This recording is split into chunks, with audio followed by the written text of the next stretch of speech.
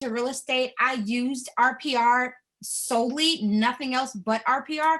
And I was creating these reports and I was looking up properties that were out of state. Now, I did not run reports on properties that were out of state. It was just, I like to look them up, especially my home. I would go in here, type in the address, and my house would pop up, the old ones.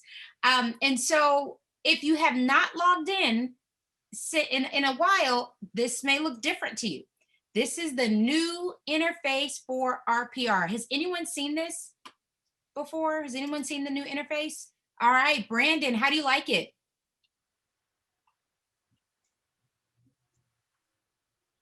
Actually, it threw me at first, but I like it a lot because it's easier to navigate, I think. You know, I agree. Mhm. and and I use it all the time, like when I'm out with my clients and everything, and they're asking a bunch of questions about comps and everything else like that.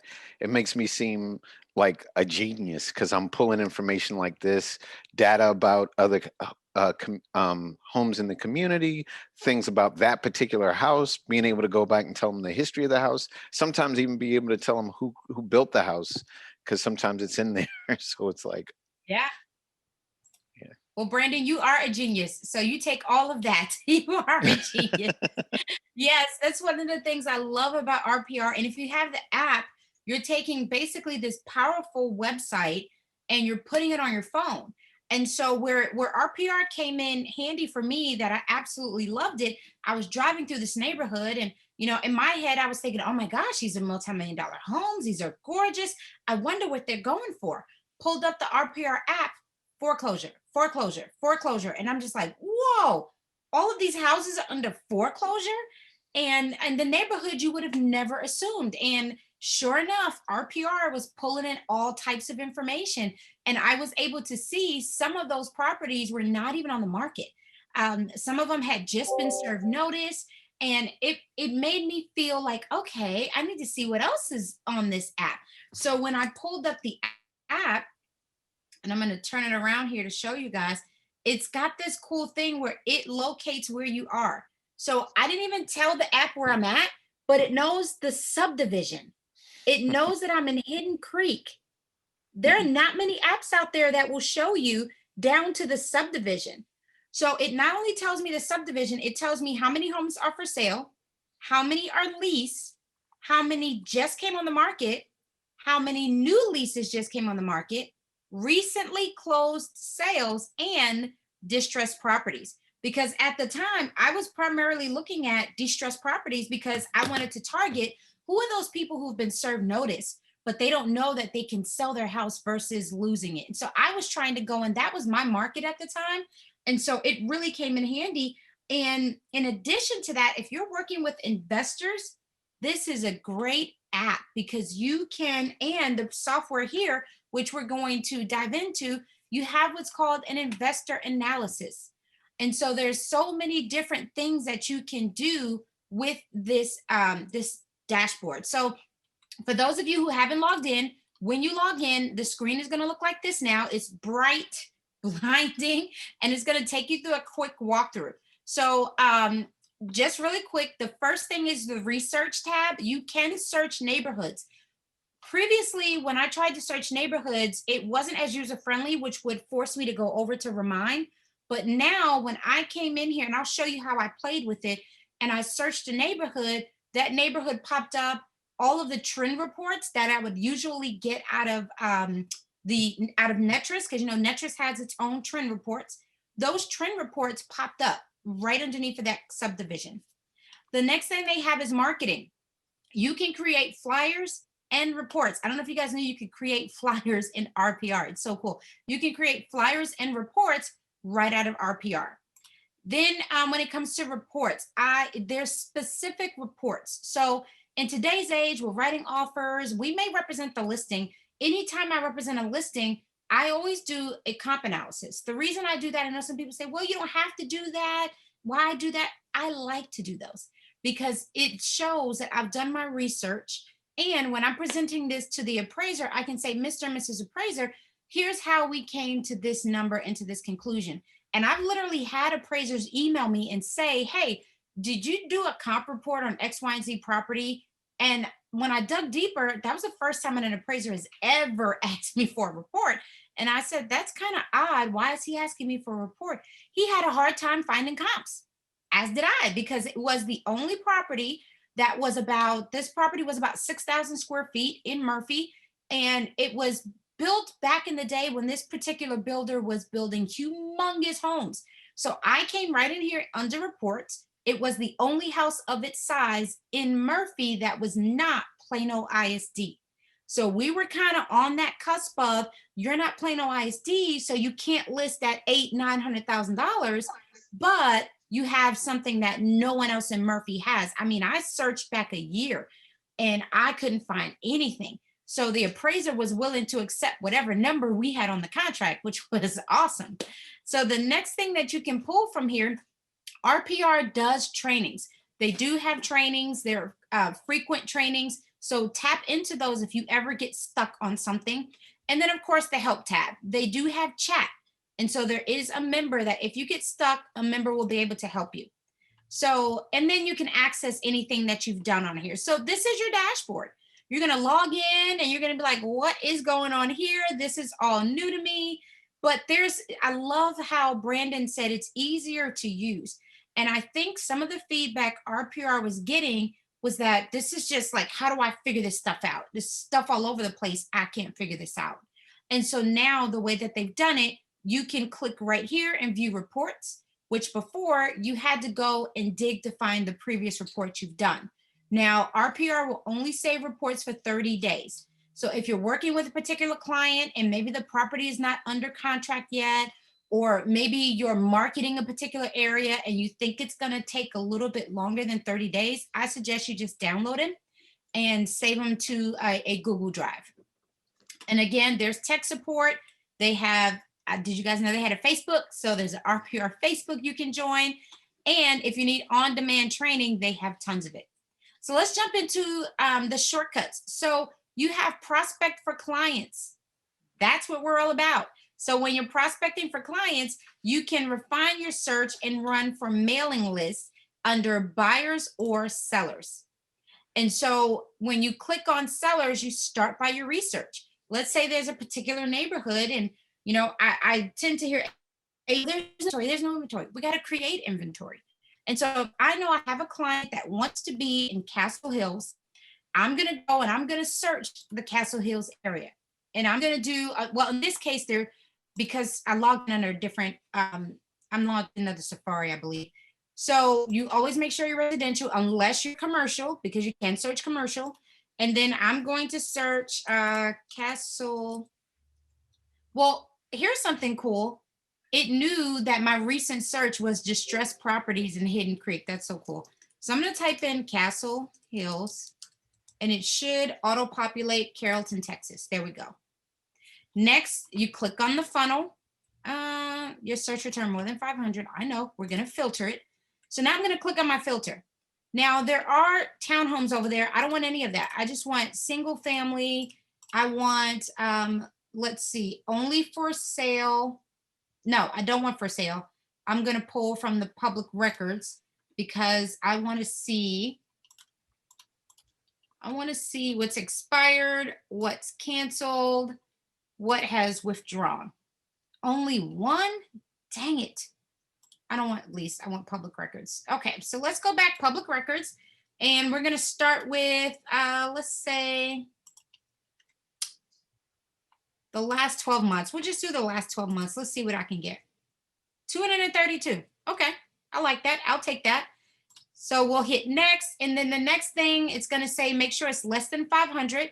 But for Sarah, you're going to want to make sure you get a good number of properties so she can help you run a search. 232 is not a lot. So you want to probably add another neighborhood on there. Let's say you want someone who may be distressed. When I was doing it, that was my target. I was looking for bank owned foreclosure because I said, if I can create a situation for the seller to save their credit from foreclosure and help my buyer, then I want to do it, because then that seller when they're ready, they'll remember how I helped them versus waiting it to foreclose and now they have to go through all this stuff to get them back on track. You can do absentee owner or you can do owner occupied. Up to you. Let's do owner occupied. And let's say I want to make sure they've owned the house for, that's a pretty old community. And then we hit update search results. No properties. All right. Well, I can go back in, play with the filters until I find the properties that I want. And so let's say I want absentee owners. Let's see if I have any absentee owners in there. Nope, no absentee owners. Let's go back. I'm going to pick sold January. Let's do March 2010. There we go. Apply. 23.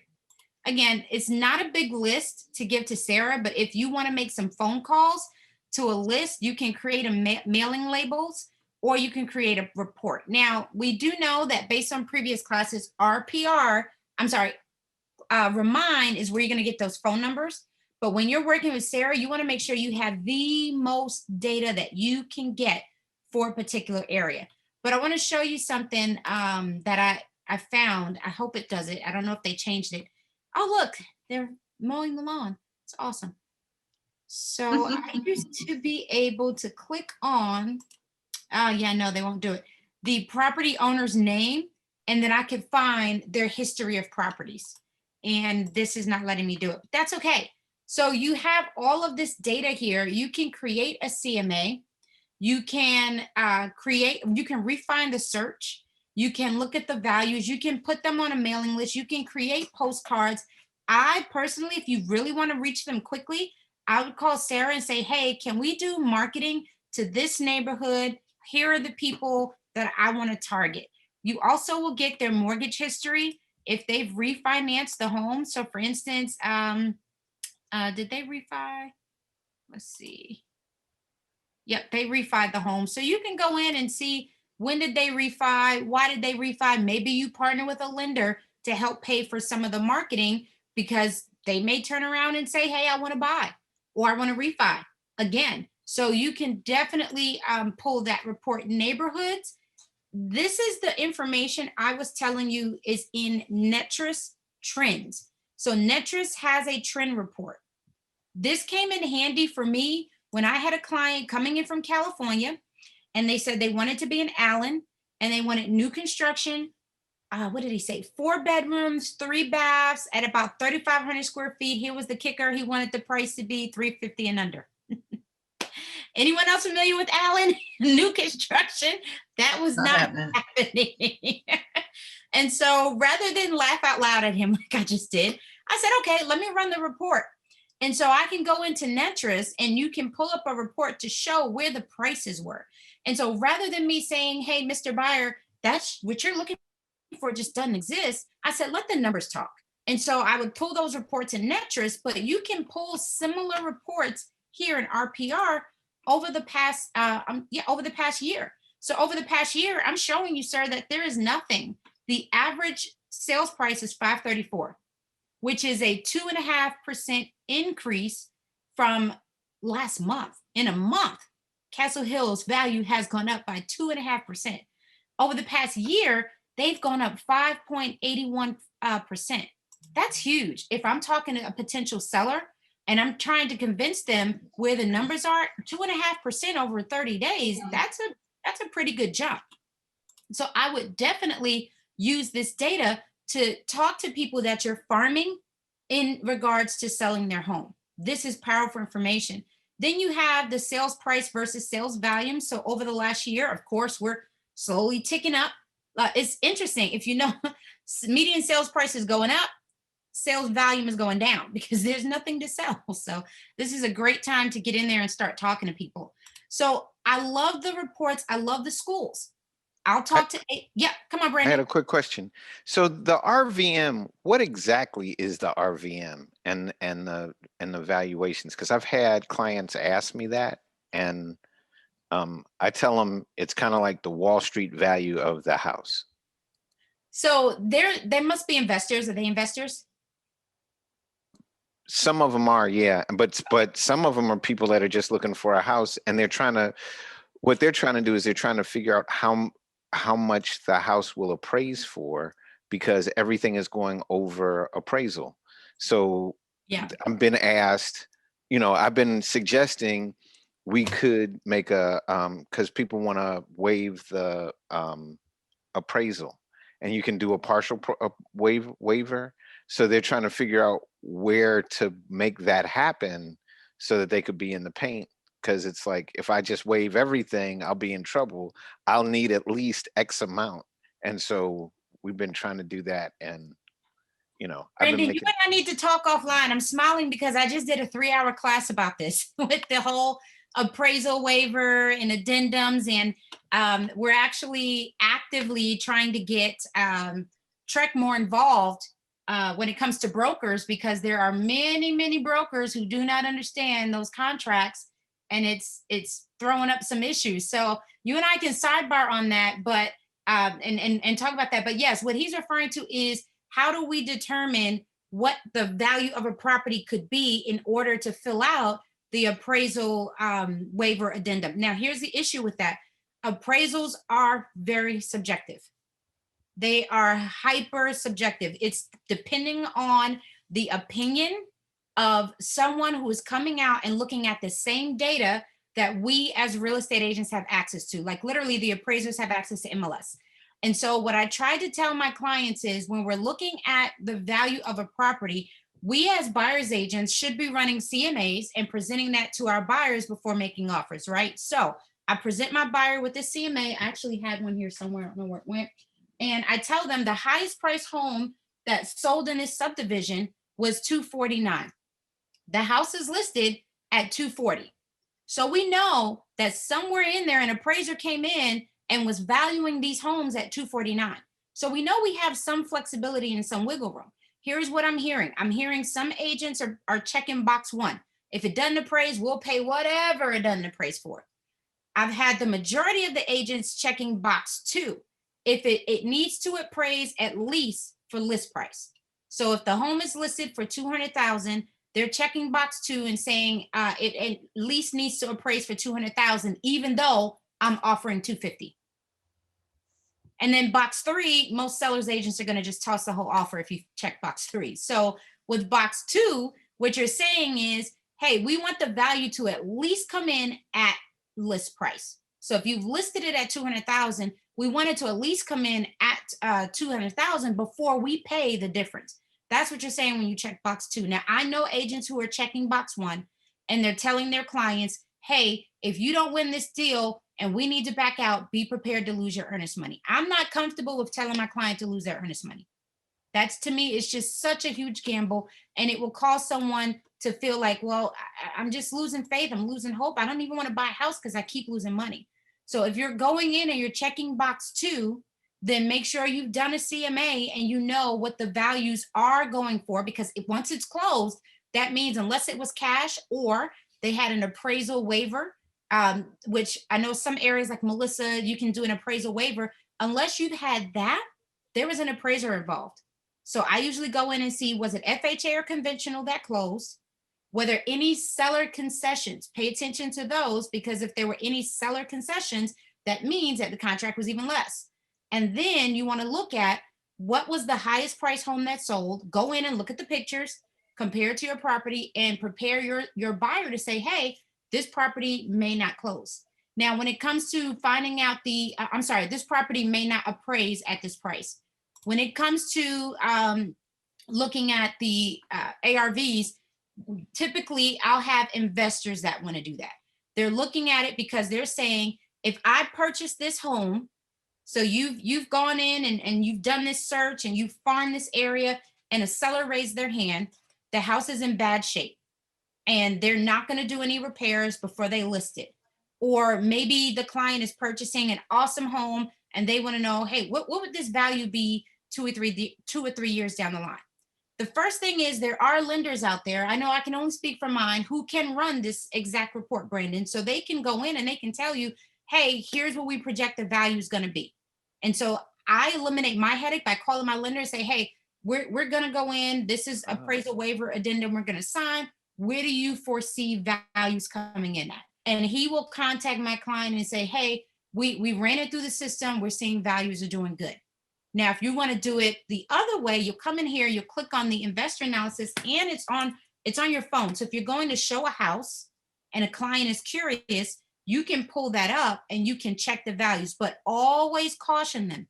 I'm just giving you what I am seeing, but an appraiser is going to be very subjective and they're going to run their own report. So I might give you that the value is going to be 250, but an appraiser might come in and say 245. And at the end of the day, true value is what an appraiser is giving us.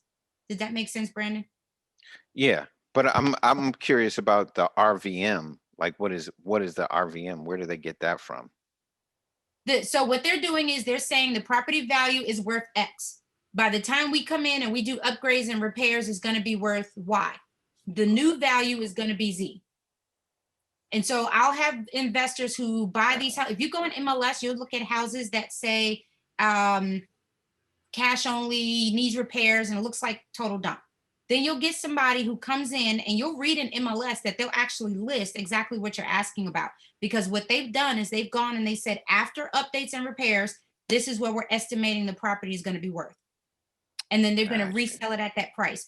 To do it any other way would be saying, hey, here's what I know an appraiser is going to do. And unfortunately, we don't know where an appraiser is going to price it. I can have 3 appraisers go to the same property and get And get 3 three different different. appraisal reports. And so be very careful with the client who's asking you for that. If they're an investor, I'd go in and run the numbers as an investor. You can use the investor analysis, or Mhm. you can go in and look at the properties that are similar in size, bedroom, bathroom, location, and the ones that have been updated what they've sold for, and the ones that have not been updated with those sold for. And you can typically come up with some type of number to give them. But when it comes to true value in the terms of what you're referring to for the appraisal addendum, be very careful giving them a number, because that appraiser might come in and totally disparage any number that you've given them. So what you Gotcha. do, just run that CMA and tell them, hey, based on the comparables from where an appraiser has already come in, and I'll use pending too. And I'll call a listing agent and say, hey, I noticed your property is pending. And I'm just curious, have you guys gone through appraisal? Have you noticed any issues on appraisal? They may turn around and say, no, we actually did phenomenal on appraisal. Or they may turn around and say, we bombed appraisal. But when it comes to a client asking you that question, give them the comps, unless they're an investor and they're wanting to know, hey, if I come in, fix this, what's the new value? Because that appraiser is going to come in and most of the time not agree with what you or the listing agent is saying. So, I mean, it's hard to be an appraiser right now. It's Mm. it's it's difficult. They're seeing, offers $50,000 over. And then they're seeing these appraisal addendums and they're like, well, what do you want me to do with this? You already said you're going to pay more. So so it's a little tricky, but yeah, that's what they're referring to. They're asking you, what is the value of this property going to be before we even submit an offer? Because we don't want to jeopardize Gotcha. losing our money. Now, So do I I know have tips and tricks to get out of the contract? Yes, but I won't share those. Yeah. I have just one more question though. Yes, sir. So like I've looked in certain areas, and for the past 4 to 6 months, they've been getting way over asking. So is that going to change the property values in those neighborhoods? Absolutely. Absolutely. Every time a property sells, and here's something that you can use to market. If you are farming a neighborhood and a property has sold, tell the sellers, when this home sells, it will affect your home's value. Or tell them 123 Main Street has sold and it has affected your home's value. Once it's sold, their home's value is absolutely affected. So, yes, when a home sells, it does affect the value of all the homes in the area. For instance, my house, previously, maybe about a year and a half ago, it may have been valued at 415. My neighbor down the street sold for 475. Immediately when I went back in to check the average comps for my area, jumped up. My value jumped up to I was now valued at 495 because my house is bigger than his. So property values do change when another house sells. Now it's going to take more than one house selling. Appraisers are going to look at least 4 to 5. I've seen some do 5. But if you get enough people in a neighborhood to sell over a certain dollar amount, absolutely. That's what an appraiser is going to look at. Yeah, absolutely. So use that as a tagline when you're talking to people. If you get a listing that's sold, or someone else gets a listing that's sold and they don't mind you marketing it, your property values have changed. Are you curious what your new home's value could be? Got you. Always Thank say you. could be because we're not appraisers and we don't want to get in trouble. So, but yeah, I love the fact that you can create CMAs from here.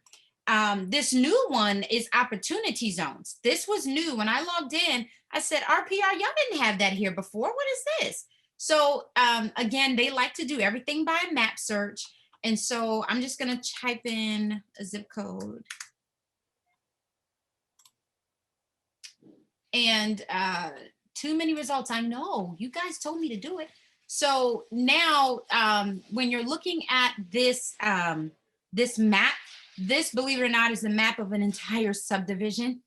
It's so funny. When I moved here, this subdivision I'm sorry, not subdivision, of the entire zip code.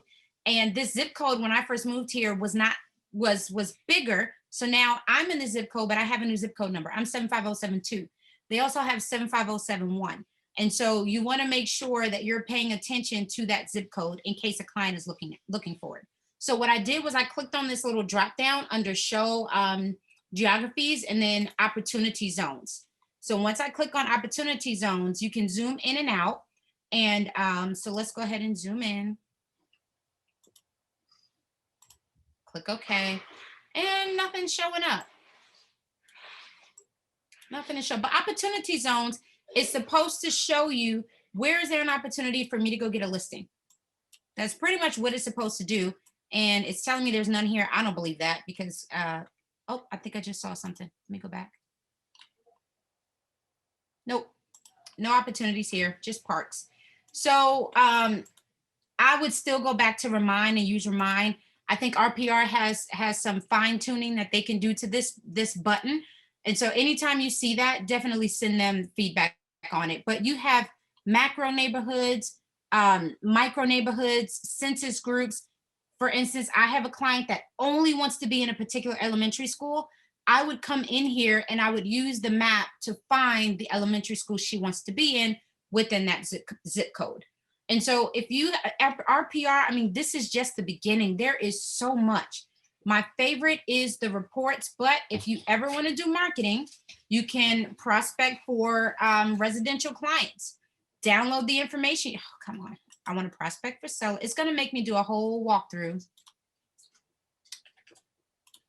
And RPR just loves this map search. Let's see if it will let me do it now. And filter, I know. And then public records, I know, it's 5,000. Owner occupied.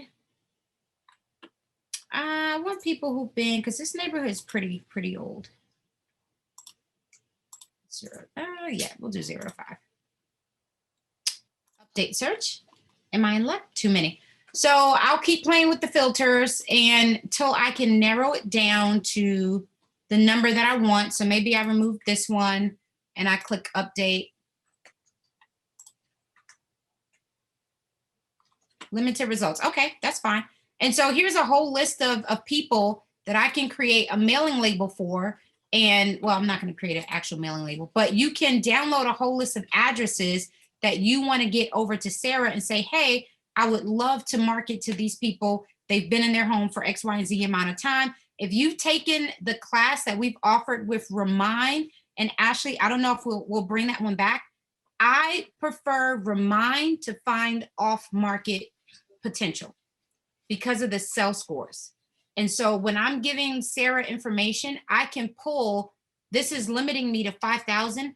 I can pull 10,000 and push that over to Sarah so that now she can do the marketing and help me get the potential client. But the reports is what I use RPR for. If someone is curious about schools, which a lot of the time families are moving, I met with someone just yesterday and she asked me how are the schools in an area.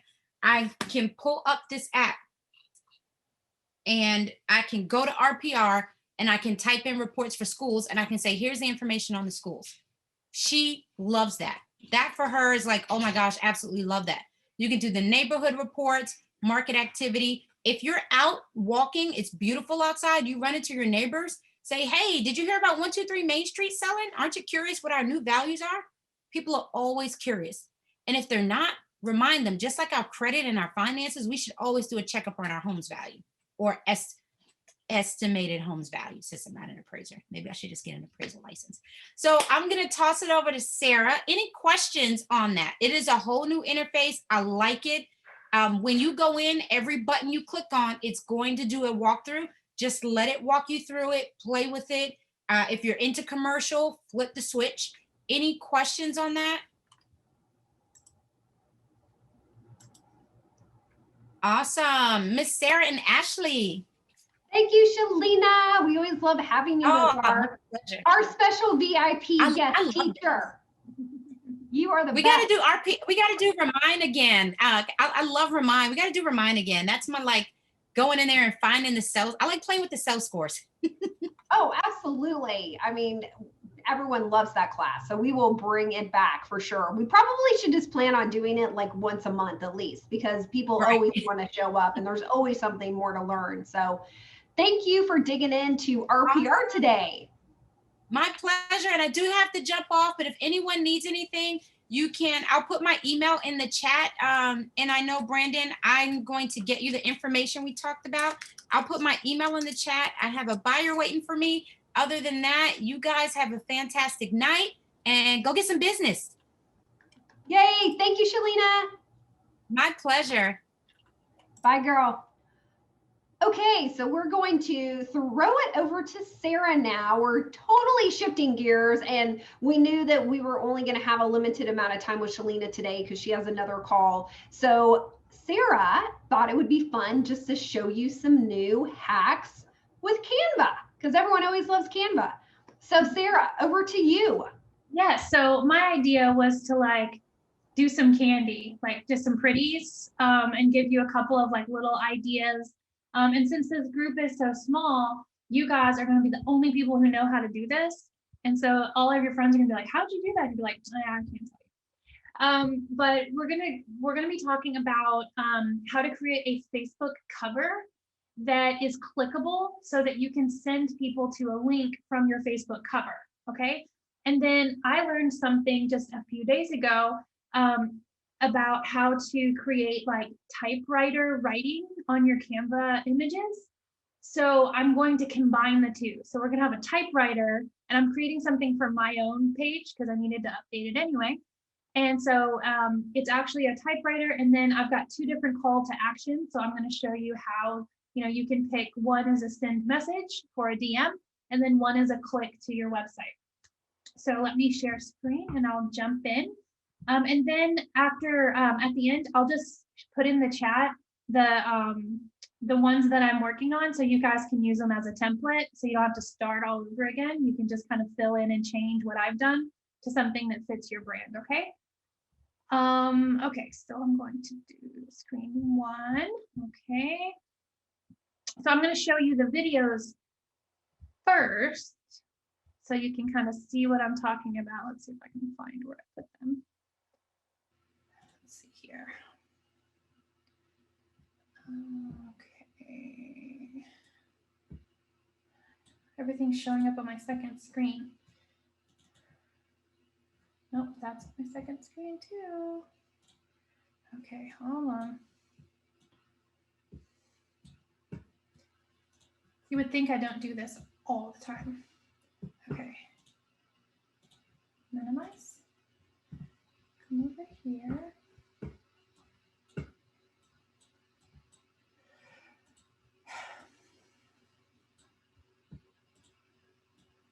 God, geez. Okay, here we go. Okay, so this is one of them. I just kind of want to see, like, so imagine this at the top of a Facebook page, as whenever you click on it, as soon as you click on it.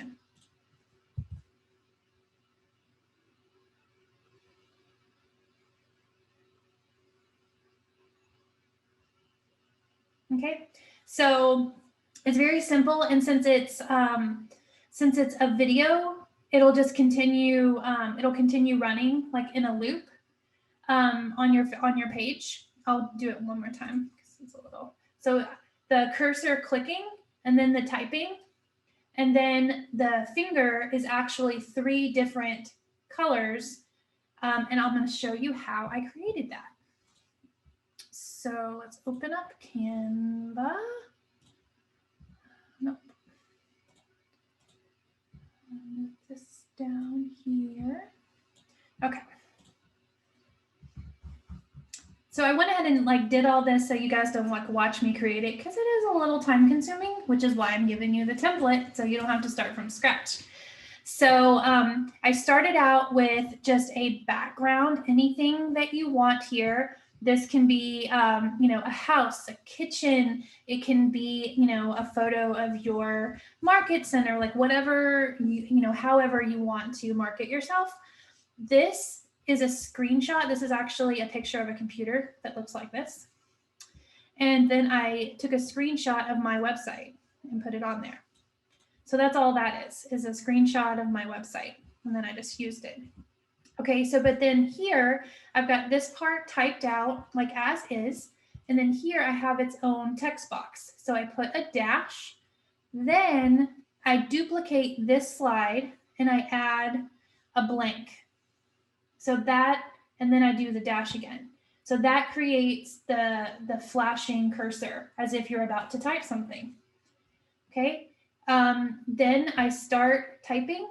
The thing that you have to make sure you're doing is it has to be left aligned, or else it'll look weird whenever it's typing out because it'll be moving from the center. It doesn't look natural, like it's typing in sequence. So you have to make sure it's left aligned. So that, and then you duplicate, which is this little plus sign, and you add your next letter, and then you add your next letter. This is very tedious, but it looks cool once you're done. So, so that's what I did. Now make sure when you're doing this that you add a space, or else it'll just jump and it'll, like the eye will catch it that it has skipped something in the process. So make sure you have your space in there. So you're basically just, every time you add a letter or a space, you're adding a new, duplicating a new page. And then this is my end one. Now, I want to show you one more thing. The first slide, whenever I click on it, right here, I have it at 0.7 seconds, which means it's there for 0.7 seconds before it switches to another one. And then when I start doing the typing, I switch to 0.2, which is very quick, okay? So that's how these are going to be done on the template. You can play around with the timing on these if, you know, if you add a graphic or something that you want to flash slowly, you would increase this number to like half a second or a full second. If you want something to flash really quickly, then you would make this, the slowest you can go is 0.1, okay? And that would make it go like that. So just keep that in mind as well. So I'm gonna come back down here to the bottom and notice when I added this last slide, so I'm finished with all my typing, and then I just duplicated this slide, and then I put it at half a second, and I put the finger, okay? That I just got that from the elements. And I literally typed in click here. I even misspelled click, obviously.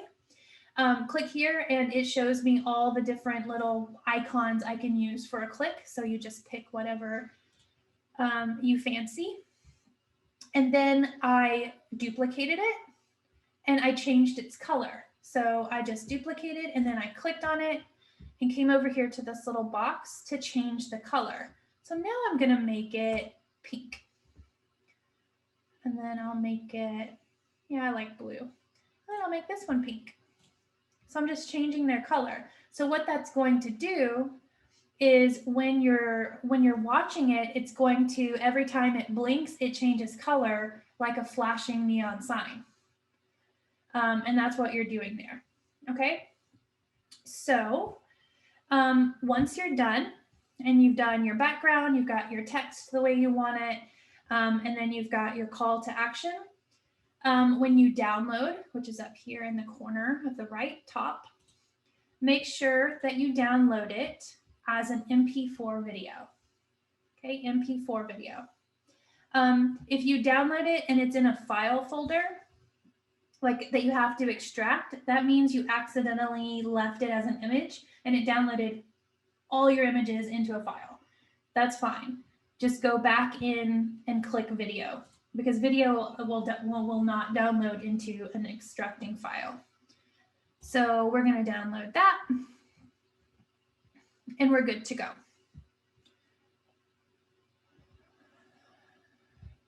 Okay, so then once I get my video done, I'm going to come over to Facebook. So it's right there at the bottom. And I'm I call it lazy. Ashley calls it a maximizer. But I leave anything that I'm doing right down here in this little bar so that I can drag it instead of having to go find it in a file somewhere. And if I can't do that, I save it to my desktop, which is why my desktop has like 50,000 things on it. But so I go to my Facebook business page and I just click on the edit right here on this little camera.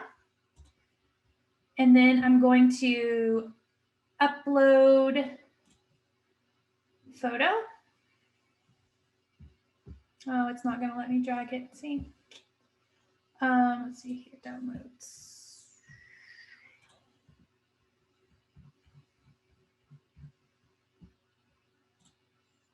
It's only going to let me do a photo. Uh-oh. Uh-oh. Mayday. It only wants me to upload a photo. Let me see if I can figure out how to put a video.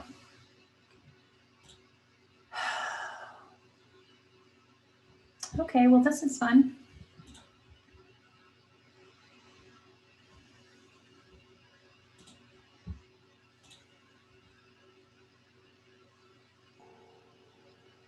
Okay, that was fun. Let's open. Well, let's go back to Canva for a second. I'll do the second video, then we can upload.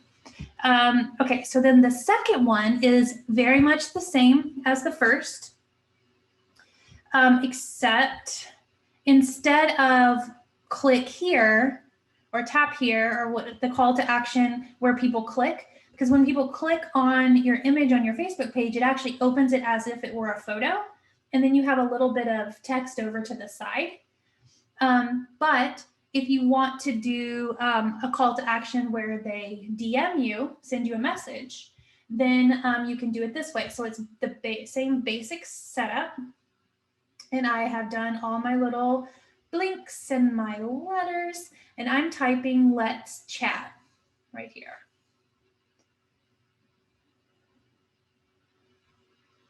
Okay, and then after I do let's chat, I let it blink a couple of times. And then I add an animated arrow. And I have the arrow pointing to the send message button on my desktop. Okay, so when you watch it, it looks like this.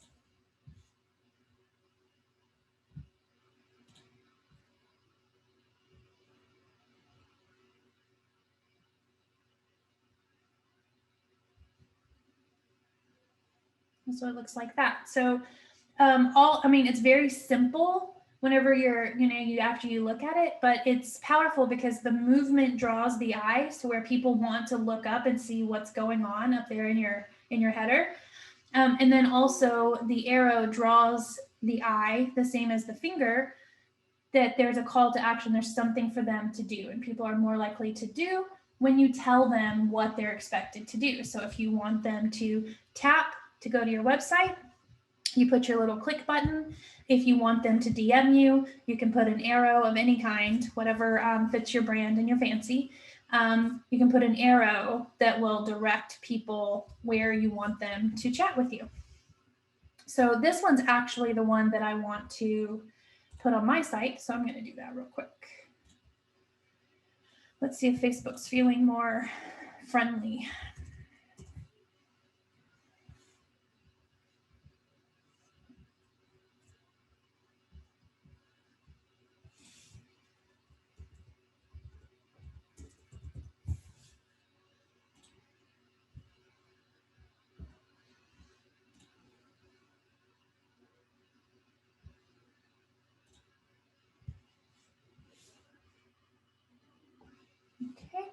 So we're going to come back up here.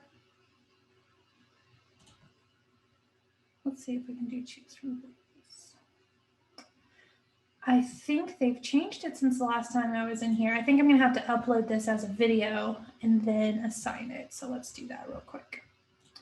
So I'm going to do video.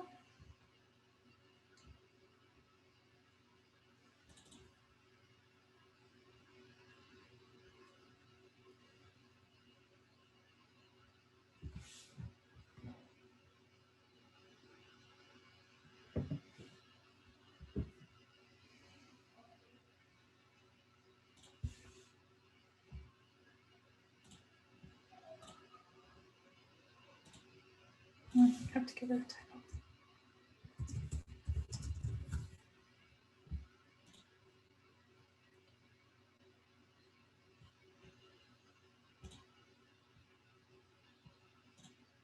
Okay, I'm gonna put this back because I don't want people to see me like putting this up and then comment on it because it makes me feel anxious. So I'm going to backdate it to where it goes into my newsfeed like several days ago. I don't know if you guys do that, like you change your profile picture or you update your cover and then you get a whole bunch of likes on it and you're like, yeah, I was hoping nobody would notice that I just did that. Okay, so we're uploading the video. So let's see if it's available yet. Nope. Okay, well, while we're waiting on that to upload, I will just click here. So whenever I'm on my business page, go back. I'm on my business page, this is my cover, and I click on it. Notice right here, there's actually a section where you can put a description. So if you were to put, you know, a picture or a video, it doesn't have to be a video, a picture or a video where you say, you know, click here, or would you like a free home valuation, or would you like to know the value of your home, or would you like a list of new builds in Aubrey, like anything that is your call to action for your farm, for your prospective buyers. I actually wrote down, we were talking to an agent earlier, I don't know the legality of this, so it probably is illegal, but just in case, I'm gonna give you the idea and then you guys can run with it or not. But she was talking about how, you know, whenever people come out of forbearance, that a lot of them may be, you know, financially in trouble once the forbearance is taken away and they're having to make up all those payments. So, you know, if you are currently taking advantage of the forbearance program, I may have some good advice for you or something like that you can talk to them about. You know, you may want to sell right now because you could get a lot of money for your house and not have to, like, you know, get caught up with that. So anyway, whatever your call to action and the things that you're wanting your potential customers to do, you can put that, you know, here in the picture, and then in the description, you tell them where to go. So if it's a home valuation, you can say, you know, click here and I'll get a home valuation to you right away. And you put the link to wherever that is on your website.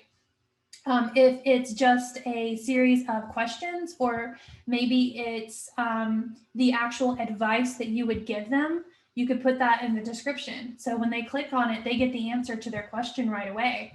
And then you say, you know, leave a comment below, blah, blah, blah, because this acts like a photograph. So you can get comments and shares and likes and everything else on your cover photo. So we'll put something in there in just a second. Let's see if my video is uploaded. Yep. My husband just texted me, I'm leaving the house, the dog's gonna start barking. Awesome. Okay, so let's see, choose from videos, and it's not there. Oh shoot, it just said it was. Okay, I'm gonna reload.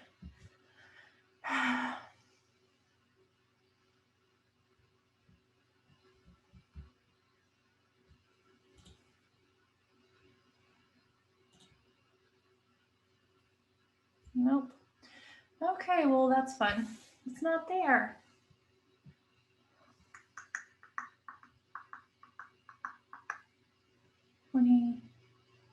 Oh, I see right here. 20 to 90 seconds. It's not long enough.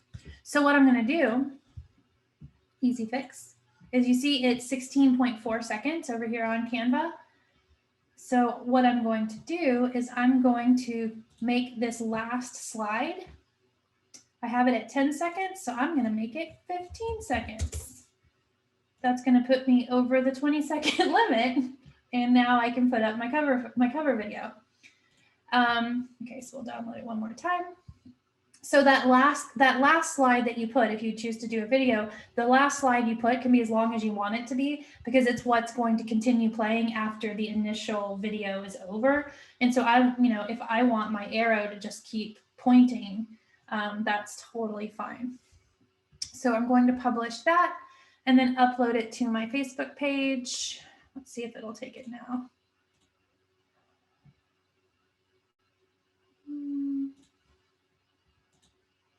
Am I going to have to upload this video again? This is a longer process than I had previously anticipated.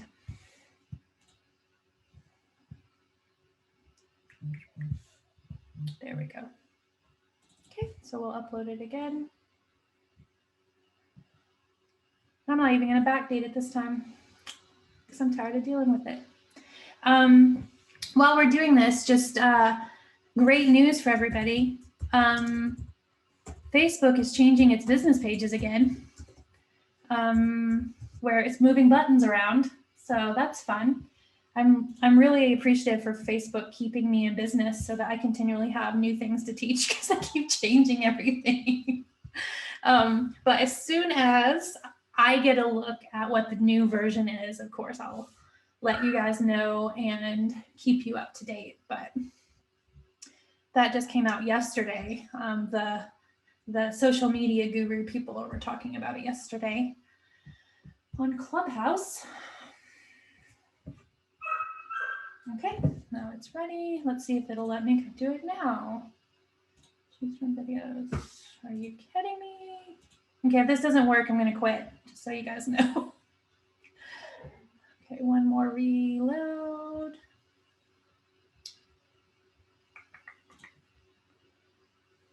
So I like the typing thing, because oh, there we go. Whew. Okay, we're good to go. Okay, so then once I upload it, do you see here it says automatically replay the video in a loop, which I do want it to do. So I'm going to click next and then save. So then I will show you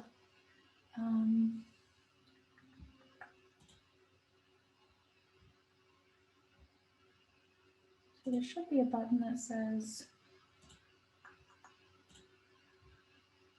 I was looking for the button that says view as visitor, but I don't see it. Yeah, so this is what my video now looks like. So you land on my business page and it'll just create, and notice it has these bumpers here on the side. That is a requirement because of mobile, right? So on the desktop, it's kind of squared off, but then on mobile, it will take up the entire space at the top on a phone. Then whenever people click on it, then if you've got the click here or whatever with your little click icon, then it'll open up that box where you have a caption telling them where to go, where to click, if it's a website, if it's a question that you have and you say, click to learn the answer. When they click on it, and then in that caption, you can have another question where it's, comment below, if you've ever experienced this, or if this is something new to you or whatever, to where you're engaging with people. But that's just a kind of a banner where you're providing value as soon as someone lands on your Facebook page. Because let's see, of the people left here on the call, I know Brenda for sure has a digital postcard, and I'm sure the rest of you are just on your way to get one, right? But whenever new people come to your page and they're looking around to see who you are, why you're showing up in their newsfeed, whatever, you want to have something there that provides value to them and engages them. So hopefully this helps, and I'm going to stop share and then put these templates in the chat. go ahead and click them right away so that you have them opened up on your computer before we close the chat. Anyone have any questions or anything extra they want to talk about or ask in regards to social media while we're hanging out together? Okay, I do. So Yay, you said, Brenda! hey, you just said, Sarah, click on this before we close out for the templates. So I looked at chat. I don't see what am I supposed to click on? No, I haven't done it yet. I'm putting it right now. Oh, thank you. I was gonna say, I already missed it. Okay, good. No. I'm fine. I was just saying, like, as soon as I get in there, it'll pop Got up. it. Okay, got it. All right, got it. Great class. Loved it all once again. Yahoo! Oh, thank you for being one of our cheerleaders. We appreciate Yeah, it. of course. Yeah. Okay. Sarah, when you created this in Canva, was it a blank Facebook cover you started with when you did it from scratch? Okay. Yeah. And what I do is I type in Facebook cover so that it's the right size, and then if there's a template, that I like, sometimes I'll go in and slide my own things into it. But this one, I just did like a full screen picture and then added my text, and that's it. Right. Thank you. So here comes number one. The first one I'm giving you is the one with the let's chat with the arrow. So let me put that in there. It's a long URL, guys. Okay, and then let me go get the second one.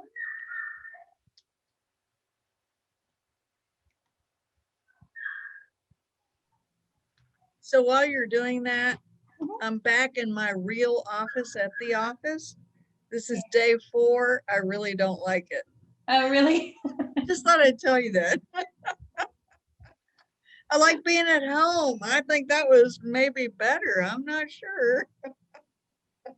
This is kind of weird. Like I had to get used to being back here again. Ashley agrees. She's hoping that they don't make her go back to her office. Yeah, no kidding. I'm like going, you know what? I said I would go ahead and do a week. And today I said, it's day 4.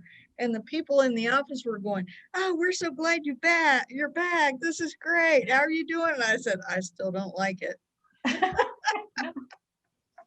I'm thinking I was just as efficient at home and the views were better.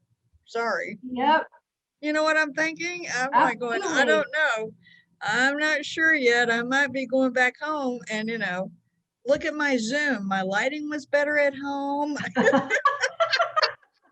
Everything. So I'm going, well, I'm going to try it. I'm just not sure about this yet. It is definitely all about having good lighting. That's for sure. That's for sure. So I'm thinking, I just thought I'd say that because other people may be facing the same issue in the office, out of the office. Maybe I could go back. I don't know. But anyway, all right. Thanks. Great class. Plus, you have to wear real pants when you're at the office. I know. And you can't wear your tennis shoes. You can get all dressed up and still have your tennis shoes on and a Zoom and then put your other shoes on if you have to go meet a client. Oh, well. Anyway. Okay, I've got the second Canva in there as well. So both of those should be templates, which means when you click on it, it'll tell you it's a template, and then it'll make a copy when you click on it. So just keep in mind whenever you're doing this, if you're going to do the typing thing, make the typing part very short, or else you're going to have like 100 duplicates for every single letter of a whole paragraph. So just make sure that particular section is super short, whatever that call to action may be. Awesome. Okay, you guys, it's 5 o'clock, and hopefully the rest of you who are on here are joining us tomorrow. It is Fun Fridays. Tomorrow we have a really good class put together on retargeting your sphere online, so that's going to be a good one. So if you guys have not RSVP'd to me yet, but you want to get in on the class, make sure to do so like right after we get off the Zoom call, so I can make sure to send you the link. So that's it for me, Sarah. Are you good? We're good. I hope to see you all tomorrow. It's going to be awesome. All right, you guys, thanks for hanging out with us and have a beautiful evening. Bye. Bye.